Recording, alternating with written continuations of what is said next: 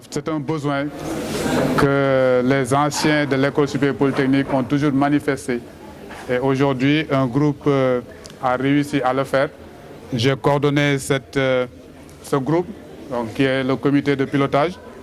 Et nous avons, avec l'appui des anciens comme M. Gagné ici présent, comme d'autres qui sont actuellement au niveau du panel, donc M. Détié Aou, donc, qui est au niveau de AMSA, M. Momar Kassé, qui est au niveau de Koselec, donc Mme Sek au niveau de Norotech et M. Omar Sissé de InTouch, comme d'autres qui sont aussi dans la salle. Nous sommes tous animés par cette envie de mettre en place une structure qui va nous fédérer, qui va nous permettre de revenir au niveau de cette école qui nous a beaucoup donné. Elle nous a donné les bases pour aujourd'hui avoir la possibilité d'exercer un métier, la possibilité de nous faire une situation déterminée.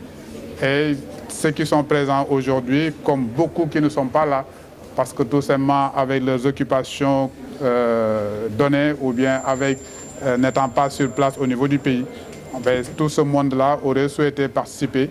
Et aujourd'hui, je tiens à féliciter le comité d'initiative qui a pu quand même mettre en place cette situation.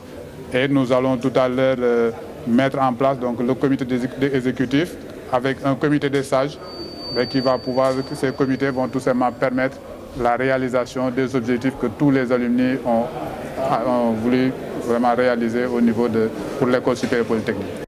Voilà, sur ce plan, nous avons aussi en Afrique comme au Sénégal des défis de développement. Nous avons énormément de problèmes et ce sont nos ressources humaines qui doivent les résoudre. Et pour cela, des institutions de formation comme l'École supérieure polytechnique ont un droit donc, de mettre sur le marché des ressources humaines de qualité, tant au niveau technique qu'au niveau managérial.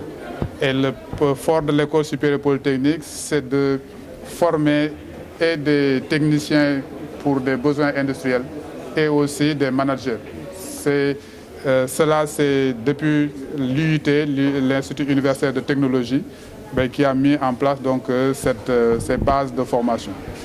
Là, pourquoi nous tenons à le faire et nous voulons surtout que des anciens comme M. Gagné, comme ceux que je vous ai cités, puissent venir au niveau de notre école. Donc, parce que présentement aussi, je signale que je suis le chef département génie électrique au niveau de l'École supérieure polytechnique. Nous voulons que ces anciens viennent au niveau de l'école montrer aux jeunes que le pays a besoin d'eux. On peut faire notre vie dans ce pays, on peut être formé dans ce pays et répondre aux besoins de ce pays. Et si on ne fait pas attention, nous avons les pays développés qui vont venir nous prendre nos ressources humaines. Et c'est là la catastrophe qui guette l'Afrique. Il faut savoir que tout à l'heure, Mme Sek de Norotech a parlé de la France. Se féliciter de cette excellente initiative. L'ESP, c'est 1964-2019. Ça fait 55 ans. L'ESP a participé, je ne dis pas à la construction du Sénégal, mais de l'Afrique.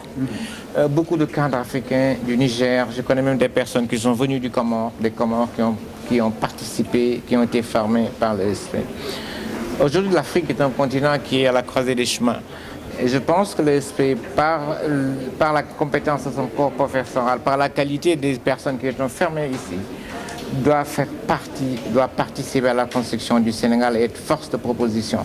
Force de proposition pour les pouvoirs publics, mais également force de proposition pour l'administration de l'école, pour permettre d'adapter les curricula de formation. Je pense que c'est tout le sens de la mise en place de cet alumni qui est arrivé à son heure. Il y a eu des tentatives dans le passé, je ne parle pas de ratés, mais qu'on aurait dû corriger. Et je pense que les jeunes, aujourd'hui, de la nouvelle promotion, qui ont mis en place cet alumni, ont vraiment fait le travail qu'il fallait à son heure. Donc deux choses importantes, être une force de proposition pour les pouvoirs publics, participer au débat citoyen sur les problématiques de développement, mais également être une force de proposition pour l'école, adapter les curricula et nous permettre d'avoir des étudiants polyvalents qui puissent répondre aux besoins des marchés.